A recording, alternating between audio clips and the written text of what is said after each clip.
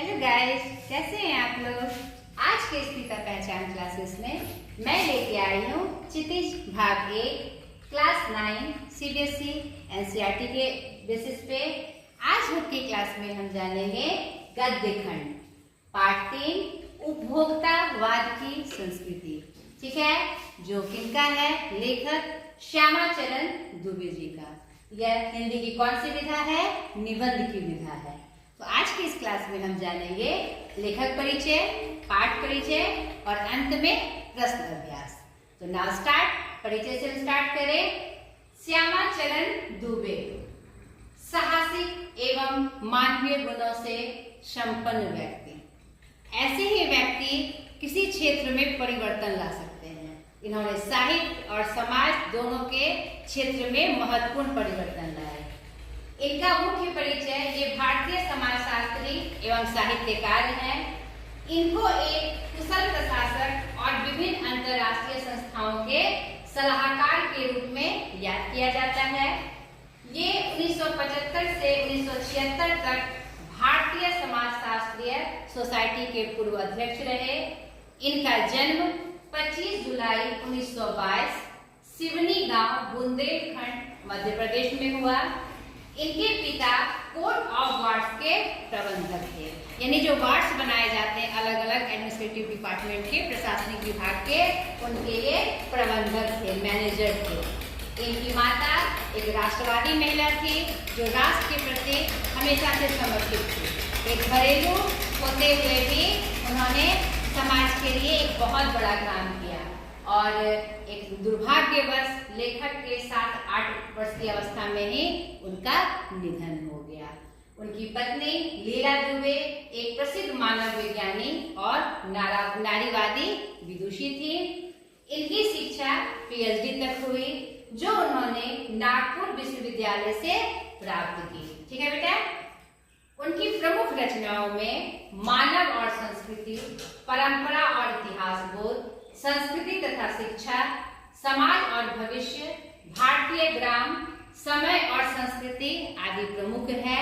आप इनकी रचनाओं से ही देखिए कि जो भारत के जितने भी क्षेत्र हैं, सभ्यता हो, संस्कृति हो, समाज हो, परंपरा हो, उन्होंने सभी को टच किया नहीं, और सारे से हमारे साहित्य के भंडार को भरा, जिससे उनका जो व्यक्तित्व है हमें खुद उसका परिचय प्राप्त हो जाता है। उन्हें उनके साहित्यिक रचनाओं के लिए बहुत सारे पुरस्कार प्राप्त हुए, जिनमें मूर्ति देवी पुरस्कार, जो कि साहित्य का सर्वोच्च सम्मान ज्ञानपीठ द्वारा उनको प्राप्त किया गया। उनकी कृति जो उन्होंने रचना की थी परंपरा और इतिहास बोध के लिए 1993 में 1993 ईस्वी में उनका निधन 4 फरवरी 1996 को 76 वर्ष की अवस्था में हो गया। तो ये उनका एक पूर्ण परिचय था। अब उनका जो पाठ है, जो निबंध है, उपभोक्तावाद की संस्कृति, हम उसकी तरफ चले और पाठ के माध्यम से देखें कि उन्होंने इसमें क्या वर्णन किया है और ये ऐसा कौन सा रूप है या क्या मैसेज है जो वह देना चाह रहे हैं। तो आइए पाठ के माध्यम से हम देखते हैं। आइए पाठ के माध्यम से अब हम श्यामाचरण दुबे जी का विषय वस्तु इसमें देखें कि उपभोक्तावाद की संस्कृति क्या है। यह जो उपभोक्तावाद की संस्कृति निबंध है, आज के समय में जो युग बढ़ रहा है, जो युग विशेष में जो नया दौर आ गया है, नया जीवन दर्शन आ गया है, उसके तरफ लेखक हमारा इशारा कर रहे हैं। बाजार की गिरफ्त में आ रहे समाज की वास्तविकता को प्रस्तुत यह निबंध कर रहा है। लेखक का मानना है कि हम विज्ञापन की चमक दमक के कारण वस्तुओं के पीछे भाग रहे हैं। हमारी निगाह गुणवत्ता पर नहीं है। संपन्न और अभिजन वर्ग द्वारा प्रदर्शनपूर्ण जीवन शैली अपनाई जा रही है, जिसे सामान्य जन भी ललचाई निगाहों से देखते हैं। यह सभ्यता के विकास की एक चिंताजनक स्थिति है और बात है,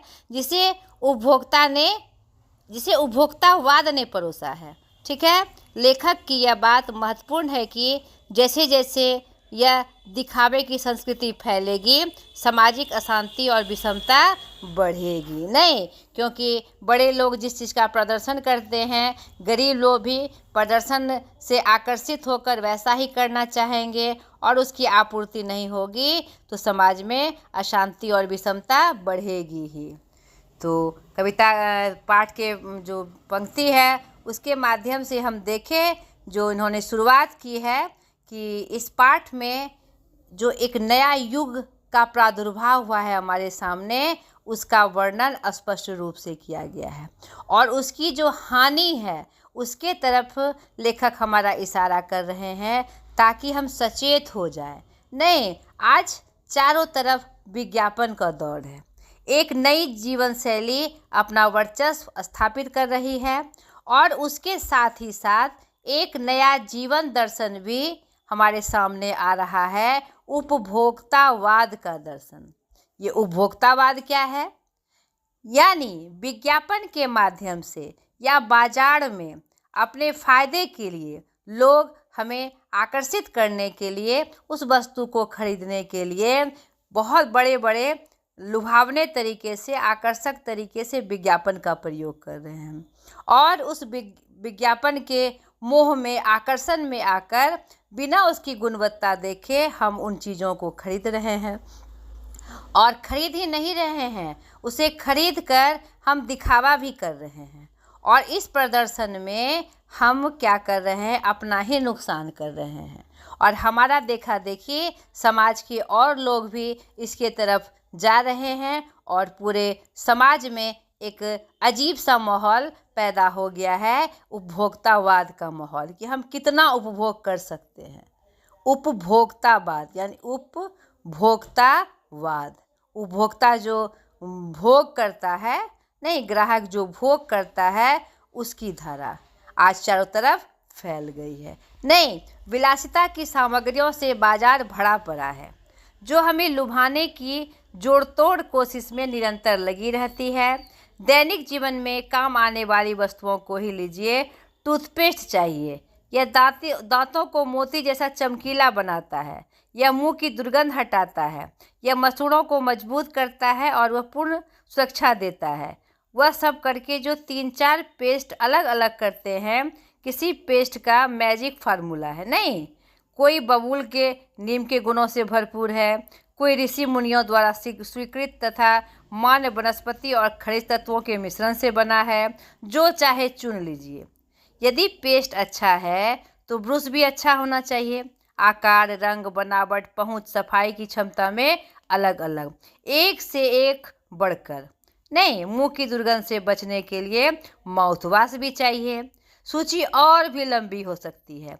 यानी इस उदाहरण के माध्यम से लेखक यह दिखाना चाह रहा है कि ये जो उपभोग करने की जो हमारी तड़प है, नहीं, एक तरह से सोचिए कि दीर्घ इच्छा जो है, बुभुक्षा जिसको कह सकते हैं हम, यह जो भूख है वह विज्ञापन के माध्यम से हमारे अंदर लगातार जग रही है, जिसका दुष्परिणाम यह है कि हम उसकी होड़ में मतलब जो हमारे लिए ज़रूरी नहीं है उसका भी हम उपभोग कर रहे हैं और उसकी गुणवत्ता नहीं देख रहे हैं। हम विज्ञापन के आकर्षण में आकर वो वस्तुएं खरीद रहे हैं जो हमारे लिए बहुत ज़रूरी नहीं भी है।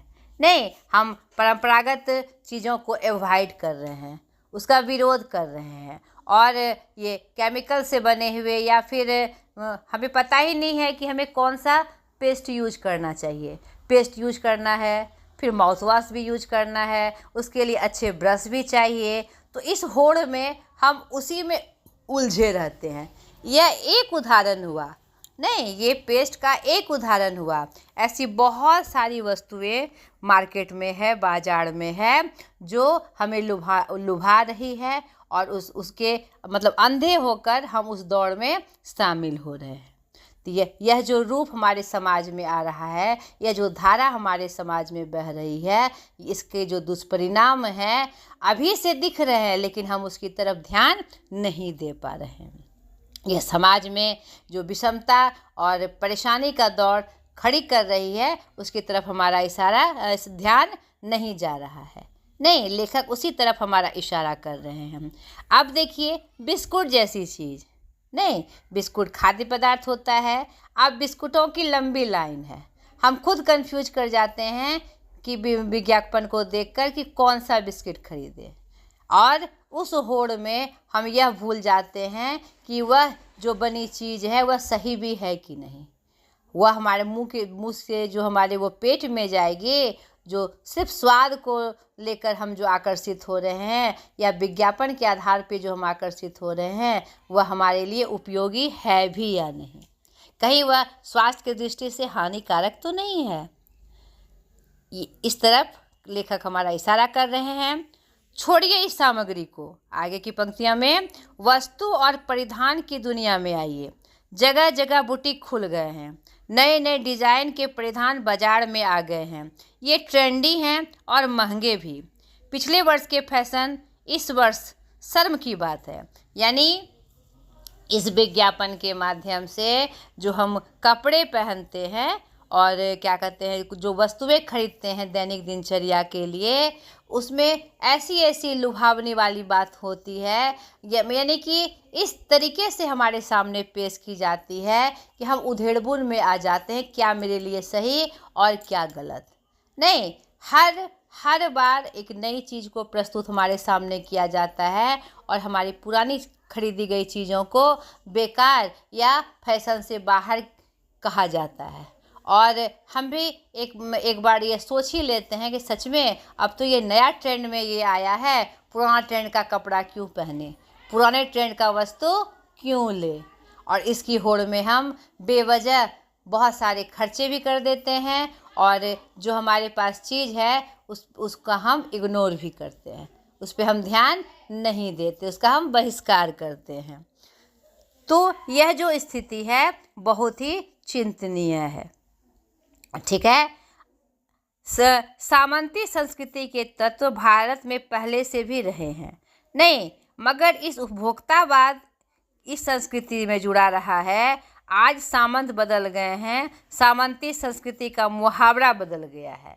यानी आज जो मार्केट का रूप है, बाजार का जो रूप है, विज्ञापन का जो रूप है, वही हम पे सामंतवाद की तरफ हम पे शासन कर रहा है। नहीं, वह हमारा उपनिवेश बन गया है।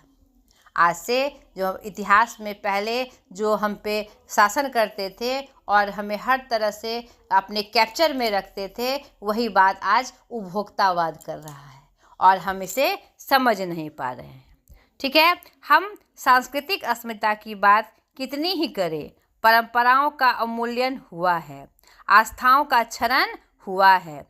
कड़वा सच तो यह है कि हम बौद्धिक दास्तां स्वीकार कर रहे हैं, पश्चिम के सांस्कृतिक उपनिवेश बन रहे हैं। हमारी नई संस्कृति अनुकरण की संस्कृति है। हम आधुनिकता के झूठे प्रतिमान अपनाते जा रहे हैं, प्रतिष्ठा के अंधी प्रतिस्पर्धा में अपना सब कुछ खोकर जो छलावा है आधुनिकता के गिरफ्त में आते चले जा रहे हैं। ठीक है, और अंत में लेखक इस तरफ भी हमारा इशारा कर रहे हैं, इस संस्कृति के फैलाव का परिणाम क्या होगा। पहले तो इन्होंने इस निबंध के माध्यम से ये जो उपभोक्तावाद की जो संस्कृति हमारे चारों तरफ फैल रही है, एक छतनार की तरह छा रही है, जिसका सिर्फ दुष्परिणाम ही है, भला नहीं है। इसमें बड़ी बड़ी कंपनियां अपने मुनाफे के लिए, मुनाफा और लाभ कमाने के लिए यह भूल जा रही हैं कि यह हमारे लिए उपयोगी है भी या नहीं, यह हमारे लिए लाभदायक है भी या नहीं, स्वास्थ्य की दृष्टि से भी और आर्थिक दृष्टि से भी नहीं। वह अपना काम करते जा रही है और हम उसके चंगुल में फंसते जा रहे हैं। अगर यही स्थिति रही तो आने वाला जो भविष्य होगा उसका परिणाम कैसा होगा, यह गंभीर चिंता का विषय है। हमारी सीमित संसाधनों का घोर अपव्यय हो रहा है। जीवन की गुणवत्ता आलू के चिप्स से नहीं सुधरती, नहीं, बहुविज्ञप्ति शीतल पेयों से भरे हुए हैं, भले ही अंतर्राष्ट्रीय ही नहीं। पिज़्ज़ा और बर्गर कितने ही आधुनिक हैं, वे कूड़ा खाद्य हैं, है ना।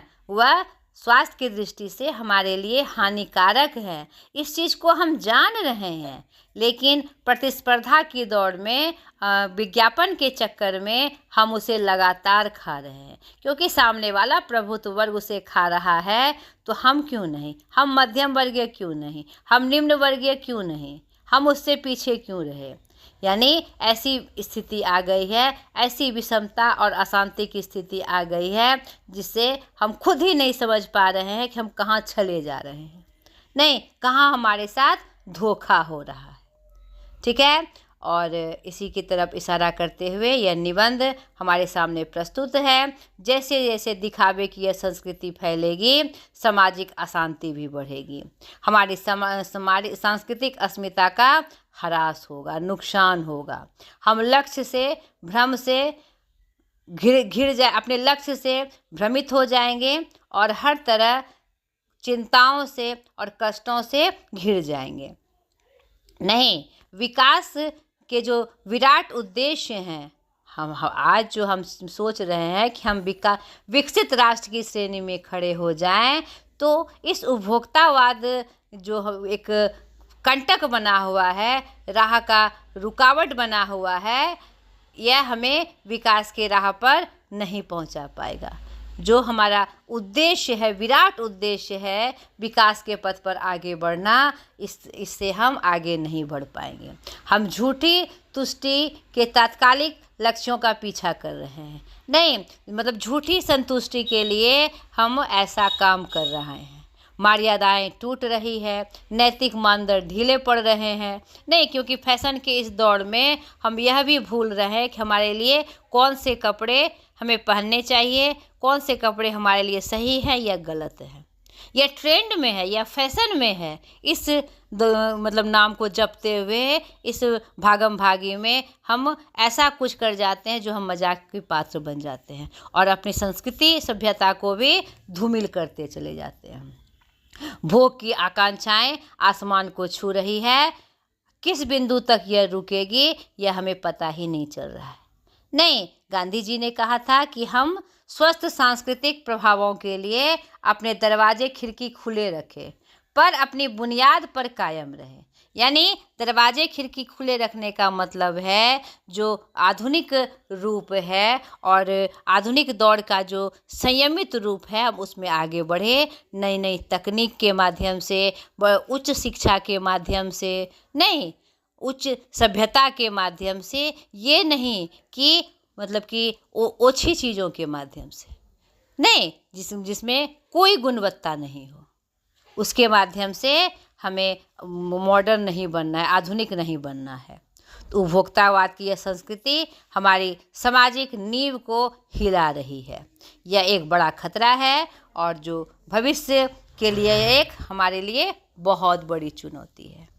ठीक है, तो आप इसको और अच्छे से समझने के लिए पूरे पाठ को ध्यान से पढ़ना है। यह काव्य खंड तो है नहीं, कि आप सीधे सीधे शुद्ध हिंदी में है और आप इसे पढ़िएगा और पढ़ने से इसमें जो भी जिसका जो मेन भाव है, इस निबंध का जो विषय वस्तु है, वह आपको और अच्छे से समझ में आएगी। इन शॉर्ट में मैंने इसकी चर्चा की, तो आपके लिए एक बहुत बड़ा प्रसंग, एक बहुत बड़े विषय वस्तु की जानकारी आपको इससे प्राप्त हो जाएगी। ठीक है, तो चलिए, ये पाठ का जो संक्षेप था, सारांश था, मैंने आपके सामने प्रस्तुत किया। अब हम चले प्रश्न अभ्यास की तरफ। ठीक है, पहला, लेखक के अनुसार जीवन में सुख से क्या अभिप्राय है? नहीं, तो यहाँ पर हमने देखा लेखक के अनुसार सुख क्या कहते हैं, क्या है, सुख से क्या अभिप्राय है, यानी जीवन के सारे चीज़ों की पूर्ति। आपके जो ये उत्पादन हैं आपके लिए हैं, आपके भोग के लिए हैं, आपके सुख के लिए हैं, लेकिन सुख की व्याख्या बदल गई है। उपभोग भोग ही सुख है। नहीं, पहले का सुख क्या था?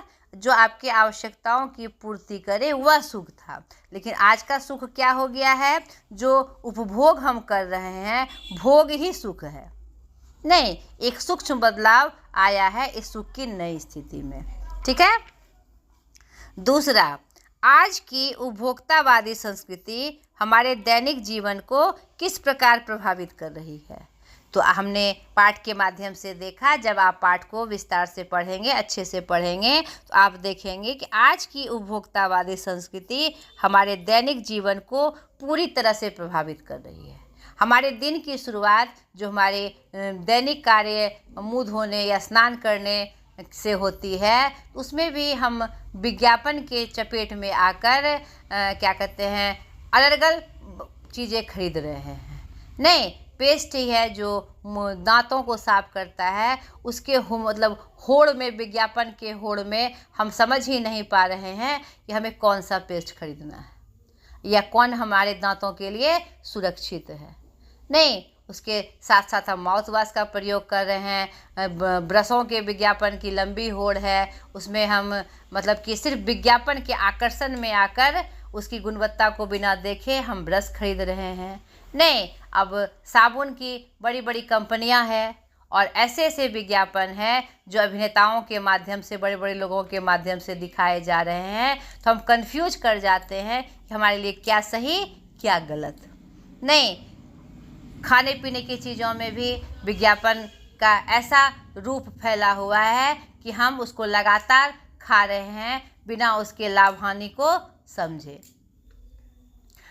कपड़ों में या दैनिक जो यूज करने वाली वस्तुएं हैं, उसमें भी विज्ञापन का ऐसा जोड़ है, ऐसा भोग विलासिता बढ़ी हुई है कि हम अनर्गल वस्तुएं उसमें भी खरीद रहे हैं। ऐसे कपड़े पहन रहे हैं जो हमारी संस्कृति सभ्यता को धूमिल कर रहे हैं, लेकिन वह ट्रेंड में है, वह फैशन में है, ऐसा कहकर हम बिना वजह उसका प्रयोग कर रहे हैं। इस प्रकार हम देखते हैं कि दैनिक जीवन में उपभोक्तावादी संस्कृति पूरी तरह से हमें प्रभावित कर रही है।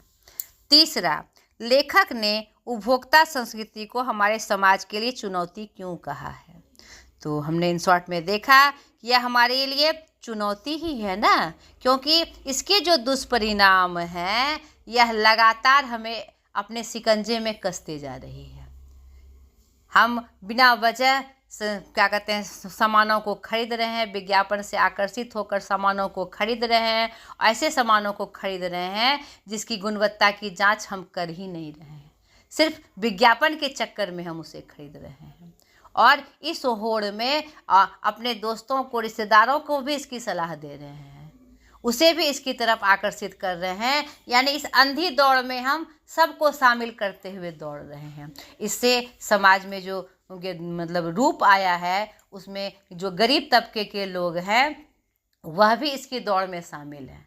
वह जो मेहनत से पैसा कमाते हैं वह भी प्रतिस्पर्धा करते हुए, प्रतियोगिता करते हुए कि बड़े लोग ऐसा करते हैं, अगर हम भी ऐसा करें, हम भी उन चीज़ों का उपभोग करें तो उससे हमारी तुलना हो जाएगी, जिससे बहुत ही अजीब सा माहौल समाज में पैदा हो रहा है। नहीं, अगर यही स्थिति रही तो फिर आने वाले भविष्य में हम बहुत खतरे में पड़ जाएंगे।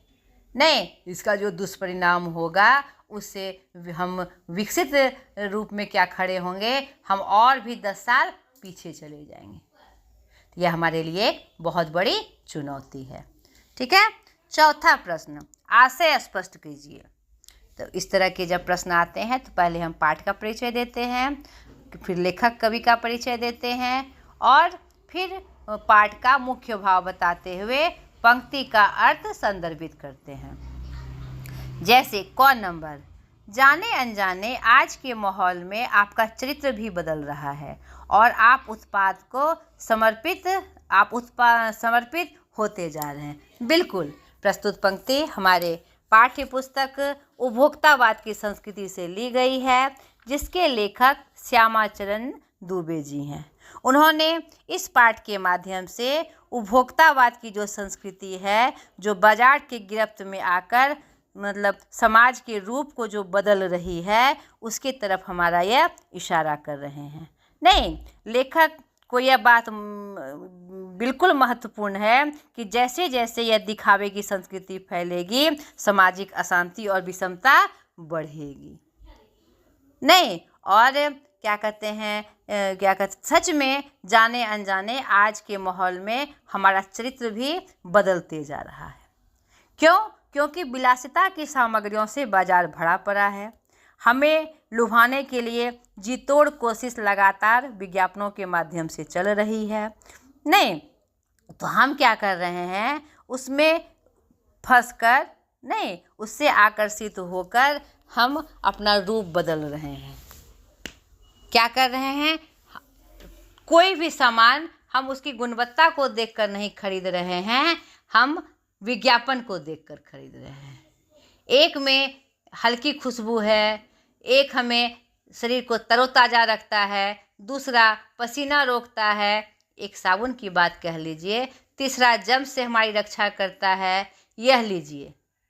नहीं, सिने स्टार्स के सौंदर्य का रहस्य यही साबुन है, उनका मनपसंद साबुन। सच्चाई का अर्थ समझना चाहते हैं? नहीं, हम क्या चाहते हैं कि अरे ऐसा वो कर रहे हैं तो ये बिल्कुल सही ही होगा। हम उसकी जांच पड़ताल नहीं करते हैं। यह सीधे तौर पर हमारे चरित्र को बदल रहा है। नहीं, और चाहे कोई भी वस्तु हो, उसके प्रति जो हम आकर्षित हो रहे हैं, यह हमारे चरित्र को बदल रहा है। हम अगर संतोषी स्वभाव के भी हैं तो हम विज्ञापन के चक्कर में अपना जो स्वभाव है वो बदलते हुए नजर आ रहे हैं। आज जो गरीब वर्ग, नीचे तबके के लोग हैं, वह भी उपभोक्तावाद की संस्कृति में पढ़कर अपना रूप बदल रहे हैं, उस होड़ में शामिल हो रहे हैं। नहीं, इस प्रकार हम देखते हैं, क्या देखते हैं कि जाने अनजाने हम इस माहौल में पढ़कर अपना चरित्र बदल रहे हैं और उत्पाद की तरफ समर्पित होने जा रहे हैं। क्या ले क्या नहीं ले, लेकिन जैसे ही हम उसका विज्ञापन देखते हैं, बिना सोचे समझे हम कहते हैं नहीं यही सही है, और उस उत्पाद को हम खरीद लेते हैं, उस उत्पाद के प्रति हम समर्पित हो जाते हैं। ठीक है। ख नंबर, प्रतिष्ठा के अनेक रूप होते हैं, चाहे वे हास्यास्पद ही क्यों ना हो। तो बहुत ही ये पंक्ति जो आई है, बहुत अच्छे रूप से हमें एक गंभीर विषय वस्तु की तरफ इशारा कर रही है। तो इसके आंसर में प्रस्तुत पंक्ति हमारे पाठ्य पुस्तक उपभोक्तावाद की संस्कृति से ली गई है, जिसके लेखक श्यामाचरण दुबे जी हैं। उन्होंने इस पाठ के माध्यम से जो आज के समाज का रूप बदल रहा है, उपभोक्तावाद का जो रूप हमारे समाज में फैल रहा है, उसके तरफ हमारा इशारा किया है कि आज हम उपभोग करने वाली वस्तुओं को उपभोग करने की होड़ में भागते जा रहे हैं और क्या कहते हैं, विभिन्न विज्ञापन के चक्कर में पड़ कर हम कुछ ज़्यादा ही भोगी हो गए हैं। नहीं, और क्या कहते हैं, यहाँ पर व्यंग्य स्वरूप यह बात कही गई है लेखक के द्वारा कि प्रतिष्ठा के अनेक रूप होते हैं। नहीं, हम क्या करते हैं कि अपनी प्रतिष्ठा क्या सोच लेते हैं, जो ट्रेंडी चीज़ें हैं अगर हम उसे खरीदेंगे तो इससे हमारी प्रतिष्ठा बढ़ जाएगी। नहीं, महज दिखावे के लिए संगीत की समझ हो ना हो, लेकिन कीमती म्यूजिक सिस्टम ज़रूरी है। नहीं, वो मुझे खरीदना है। हैसियत जताने के लिए हम 50-60 हज़ार से लाख 1.5 लाख की घड़ी भी ले सकते हैं। ये इस फैशन के दौर में हम क्या कहते हैं, हम कमतर क्यों ले, इससे हमारा जो सम्मान है वो घट जाएगा। कंप्यूटर काम के लिए तो खरीदे ही जाते हैं, महज दिखावे के लिए उन्हें खरीदने की संख्या भी कम नहीं है। आज अगर कोई काम से भी कंप्यूटर लाया तो हम देखा देखी कि उसके घर में कंप्यूटर है, दिखावे के लिए, चाहे मुझे ज़रूरत हो ना हो, फिर भी हम कंप्यूटर खरीद कर ले आ रहे हैं। नहीं, अब खाने के लिए मेरा दोस्त 5 सितारा होटल में गया तो बड़ी वाहवाही हुई। नहीं, हमारी औकात नहीं है, लेकिन फिर भी हम जोड़ तोड़ कर उस होटल में जाते हैं, या उसे थोड़ा कमतरी होटल में जाकर हम भी शान बघाड़ते हैं। बीमार पड़ने पर 5 सितारा अस्पतालों में आइए, सुख सुविधाओं और अच्छे इलाज के अतिरिक्त अनुभव काफ़ी है। नहीं, पढ़ाई के लिए 5 सितारा पब्लिक स्कूल है। यानी कहने का तात्पर्य है कि दिखावे के होड़ में हम ऐसी चीज़ों को खरीद रहे हैं जिसमें हम हास्यास्पद हो जाते हैं। नहीं, हंसने वाली स्थिति आ जाती है। देखो खरीदने की औकात एक सेब की नहीं है और पूरा फल क्या कहते हैं वो गार्डन ही खरीद लिया, पूरा बागीचा ही खरीद लिया। तो ऐसी स्थिति हमारे लिए हास्यास्पद होती है, लेकिन हम अपने सोचते हैं कि इससे मेरी प्रतिष्ठा बढ़ेगी। यानी प्रतिष्ठा के अनेक रूप हैं। कोई पढ़कर परिश्रम कर कर चीज़ें खरीदता है तो वह भी प्रतिष्ठा है। कोई दिखावे में भी अगर चीज़ खरीद के ले आया तो वह भी उसमें प्रतिष्ठा समझता है। भले ही हास्यास्पद हो, लेकिन दिखावे वाली प्रतिष्ठा में आज हम ज़्यादा विश्वास करने लगे हैं। तो इस तरफ कवि लेखक हमारा इशारा कर रहे हैं। ठीक है, आगे रचना और अभिव्यक्ति। कोई वस्तु हमारे लिए उपयोगी हो या ना हो, लेकिन टीवी पर विज्ञापन देखकर हम उसे खरीदने के लिए अवश्य ललायित होते हैं। क्यों? सही बात है, कोई वस्तु हमारे लिए उपयोगी हो ना हो, लेकिन टीवी पर विज्ञापन देखकर हमारे मन में एक झूठा आकर्षण हो जाता है उसे खरीदने के लिए, क्योंकि विज्ञापन कंपनी इस तरह से उसे प्रस्तुत करती है कि हम उसके चंगुल में फंस जाते हैं और हम ये सोचना भूल जाते हैं कि यह सही है या नहीं, उसमें गुण है या नहीं। बस विज्ञापन में ये चीज़ आया तो उसको खरीदना है और उसका दिखावा करना है कि देखो जैसा जो विज्ञापन में आया मैंने उसे खरीदा। निश्चित रूप से टीवी का विज्ञापन देखकर हम उसे खरीदने के लिए ललायित हो जाते हैं। ठीक, क्योंकि इतनी लंबी लिस्ट है विज्ञापन की कि वह हमारी सोच को दबा देती है, पंगु बना देती है। छठा, आपके अनुसार वस्तुओं को खरीदने का आधार वस्तु की गुणवत्ता होनी चाहिए या उसका विज्ञापन? तर्क देकर स्पष्ट करें। मेरे अनुसार वस्तुओं को खरीदने का आधार वस्तु की गुणवत्ता होनी चाहिए। जब किसी वस्तु पर हम खर्च करते हैं तो वह हमारी ज़रूरत के लिए है कि नहीं, हमें उसका भी ध्यान रखना चाहिए। नहीं, और हमारी ज़रूरत में वह शामिल है तो वह हमारे लिए उपयोगी तभी होगा जब उसमें मेरे खरीदने के लिए मेरी ज़रूरत के अनुसार उसमें गुण हो। नहीं, तो इसीलिए कोई भी सामान खरीदिए तो विज्ञापन के प्रचार में नहीं खरीदिए। आपको जो चीज़ चाहिए उसकी जांच पड़ताल कर लीजिए कि वह आपकी आवश्यकताओं की पूर्ति कर पाएगा कि नहीं, उसमें वह विशेषता है कि नहीं, उसमें वह गुण है कि नहीं जो आपके ज़रूरत को पूरा कर सके। ठीक है। सातवां, पाठ के आधार पर आज के उपभोक्तावादी युग में पनक रही दिखावे की संस्कृति पर विचार व्यक्त करिए। तो हमने पाठ के माध्यम से देखा, जब आप पाठ को पढ़ेंगे पूरी डिटेल से तो आप देखेंगे कि इस उपभोक्तावादी युग में ये जो दिखावे की संस्कृति है पूरा एकदम अपने पैर पसार रही है। हम दिखावे के लिए चाहे हमारी औकात हो ना हो, हम तोड़ मरोड़ कर यहाँ तक कि कर्ज लेकर भी उन चीज़ों को खरीद रहे हैं। नहीं, हमारी औकात क्या कहते हैं एक साधारण रेडियो खरीदने की नहीं है और बेवजह हम जोड़ तोड़ कर कंप्यूटर ला रहे हैं। हमें म्यूजिक के बारे में थोड़ा भी ज्ञान हो ना हो, लेकिन बड़े बड़े कंपनी का म्यूजिक सिस्टम ले आ रहे हैं क्योंकि हमारे दोस्त के घर में है। नहीं, ऐसी बहुत सारी चीज़ें हैं। अब ट्रेंड में क्या कहते हैं फलने कंपनी का ट्रेंड में है, फैशन में है, तो हम भी उस फैशन की दौड़ में पढ़कर झूठी शान दिखाने के लिए वैसे कपड़े खरीद रहे हैं, जिससे हमारा बजट भी गड़बड़ा रहा है। लेकिन हम इस पे ध्यान नहीं दे रहे हैं। हम क्या कर रहे हैं, उपभोक्तावादी युग में फंसकर ऐसा काम कर रहे हैं, दिखावे के लिए, सिर्फ दिखावे के लिए। तो यह एकदम स्पष्ट है कि आज के उपभोक्तावादी युग में ये जो दिखावे की संस्कृति है पूरी तरह से फैल रही है। आठवां, आज की उपभोक्ता संस्कृति हमारे रीति रिवाजों और त्योहारों को किस प्रकार प्रभावित कर रही है? अपने अनुभव के आधार पर अनुच्छेद लिखिए। तो हम क्या देख रहे हैं कि आज हमारे रीति रिवाजों और त्योहारों का रूप बदल रहा है। नहीं, पहले हम पारंपरिक चीज़ों के माध्यम से अपने रीति रिवाजों को और त्योहारों को तवज्जो देते थे, महत्व देते थे। लेकिन आज हर रीति रिवाज जो है हमारा जो त्यौहार है उसमें जो जितने भी त्यौहार आ रहे हैं उसमें हमारी रीति बदल गई है, हमारा रिवाज बदल गया है। हम क्या कर रहे हैं, उपभोक्तावादी संस्कृति के चंगुल में फंसकर हम दिखावे वाली चीज़ खरीद कर ला रहे हैं ताकि मेरा मतलब प्रतिष्ठा बढ़े। यह सिर्फ एक छलावा है, लेकिन हम ऐसा कर रहे हैं।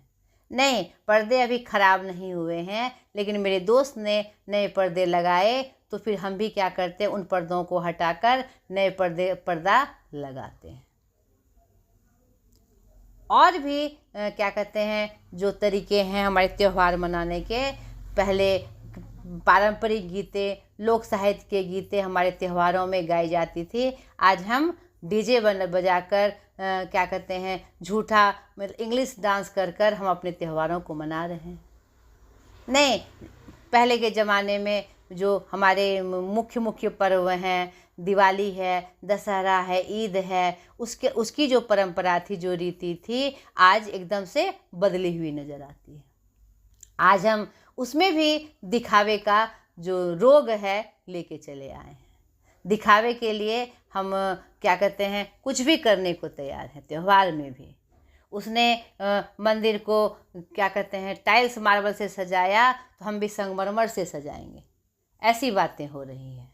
नहीं, माता की मूर्ति बैठी है, दशहरा में जो मूर्ति पूजा होती है या फिर जो भी हम पूजा पाठ करते हैं, उसमें भी मतलब कि उपभोक्तावादी के चक्कर में हम क्या कर रहे हैं, दिखावे वाले सामान को ला रहे हैं। नहीं, ब्रांडेड कंपनियों के अगरबत्ती हो तो ही यह पूजा सफल होगी। नहीं, बहुत सारे भोग की वस्तुएं हों और ज़्यादातर रूप में हो, तभी ये पर्व सही रूप से होगा। ये सब बातें हमारे दिमाग में आ रही है, तो हम स्पष्ट रूप से देख रहे हैं कि यह हमारे रीति रिवाजों और त्योहारों को स्पष्ट रूप से प्रभावित कर रही है। भाषा अध्ययन 9, धीरे धीरे सब कुछ बदल रहा है। इस वाक्य में बदल रहा है क्रिया है। यह क्रिया कैसी हो रही है, धीरे धीरे। अतः यहाँ धीरे धीरे क्रिया विशेषण है, जो शब्द क्रिया की विशेषता बताते हैं। क्रिया विशेषण कहलाते हैं जहाँ वाक्य में हमें पता चलता है क्रिया कैसे, कब, कितनी और कहाँ हो रही है, वहाँ वह शब्द क्रिया विशेषण कहलाता है। नहीं, ऊपर दिए गए उदाहरण को ध्यान में रखते हुए क्रिया विशेषण से युक्त 5 वाक्य पाठ में से छांट कर लिखिए। ठीक है, यानी कि यहाँ पर क्रिया और क्रिया विशेषण के भेद को स्पष्ट करते हुए आपसे कहा जा रहा है कि इस पाठ में जो क्रिया विशेषण के शब्द आए हैं, तो 5 शब्द आपको पाठ से चुनकर छांट कर लिखना है। और मतलब 5 विशेषण युक्त 5 वाक्य पाठ से छांट कर लिखना है। ठीक है। ख नंबर, धीरे धीरे, जोर से, लगातार, हमेशा, आजकल, कम, ज़्यादा, यहाँ, उधर, बाहर, इन क्रिया विशेषण शब्दों का प्रयोग करते हुए वाक्य बनाइए। रास्ते में हमें धीरे धीरे चलना चाहिए। ठीक है। तुम जोर जोर से बोल रहे हो या तुम जोर से बोल रहे हो। वह लगातार गाड़ी चला रहा है। नहीं, वह हमेशा जीत जाता है। आजकल विद्यालय जाने में मुझे खुशी हो रही है।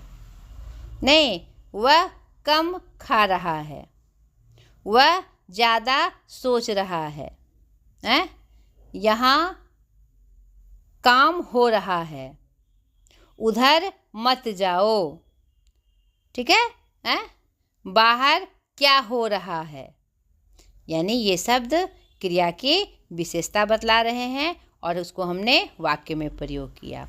ग नंबर, नीचे दिए गए वाक्यों में से क्रिया विशेषण और विशेषण शब्द छांटकर अलग कीजिए। तो जो क्रिया की विशेषता बतलाए वह क्रिया विशेषण, और जो संज्ञा या सर्वनाम की विशेषता बतलाए उसे हम विशेषण कहते हैं। तो देखिए, कल रात से निरंतर बारिश हो रही है। नहीं, कल रात से, यहाँ रात से क्या है, हमारा विशेषण है, और निरंतर क्या है, हमारा क्रिया विशेषण है। पेड़ पर लगे पके आम देखकर बच्चों के मुंह में पानी आ गया। नहीं, पेड़ पर लगे पके आम देखकर, पके आम देखकर, तो पका आम क्या हो जाएगा? विशेषण हो जाएगा। मुंह में पानी आ जाना क्रिया विशेषण हो गया। 3 नंबर, रसोई घर से आती पुलाव की हल्की खुशबू से मुझे जोरों की भूख लग गई। रसोई घर से आती पुलाव की हल्की खुशबू से, नहीं तो पुलाव की हल्की खुशबू क्या हो गई? विशेषण हो गया। और जोरों की भूख लग गई क्या हो गया? क्रिया विशेषण। उतना ही खाओ जितनी भूख है, उतना ही क्या हो गया? विशेषण हो गया। और जितनी भूख है, नहीं, उतना ही आपका क्रिया विशेषण हो गया। और जितनी क्या हो गया? आपका विशेषण हो गया। विलासिता की वस्तुओं से आजकल बाजार भरा पड़ा है। नहीं तो विलासिता की वस्तु क्या हो गया? विशेषण है। बाजार भरा पड़ा है। आजकल, आजकल क्या हो गया हमारा? क्रिया विशेषण। ठीक है। पाठ्येतर सक्रियता, दूरदर्शन पर दिखाए जाने वाले विज्ञापनों का बच्चों पर बढ़ता प्रभाव विषय पर अध्यापक और विद्यार्थी के बीच वार्तालाप को संवाद शैली में लिखिए। ठीक है। दूरदर्शन पर जो विज्ञापन दिखाए जाते हैं उससे बच्चे के मन पर सीधा प्रभाव पड़ता है। नहीं, क्योंकि बच्चे कच्ची मिट्टी हैं और खाने पीने की चीज़ों पे, खिलौने आदि पर उनमें विशेष आकर्षण होता है। तो विज्ञापन के माध्यम से जब बच्चे इनको देखते हैं तो सीधे आकर्षित हो जाते हैं और उसे खरीदने के लिए लालायित हो जाते हैं, और ना मिलने पर वो चिड़चिड़े और जिद्दी भी हो जाते हैं। तो इस विषय में विद्यार्थियों के बीच वार्तालाप करना है। इस समस्या के रूप में कि क्या प्रभाव पड़ता है, 2 बच्चों के बीच वार्तालाप आपको लिखना है। ठीक है। इस पाठ के माध्यम से आपने उपभोक्ता संस्कृति के बारे में विस्तार से जानकारी प्राप्त की।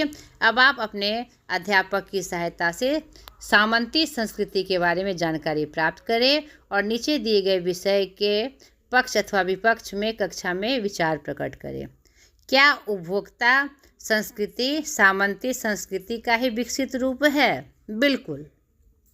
जिस प्रकार सामंती संस्कृति हमारे ऊपर क्या कहते हैं शासन करती थी और हमें अपने कब्जे में रखकर हमारा इस्तेमाल करती थी, हमारा इस्तेमाल ही नहीं हमारा दुरुपयोग भी करती थी, गलत इस्तेमाल करती थी, तो उसी प्रकार जो ये उपभोक्तावाद संस्कृति है जाने अनजाने हमारा बुरा गलत इस्तेमाल कर रही है।